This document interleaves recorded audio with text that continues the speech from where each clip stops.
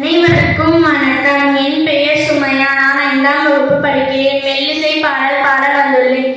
பச்சை மலை பூமி நம்ம சுத்தி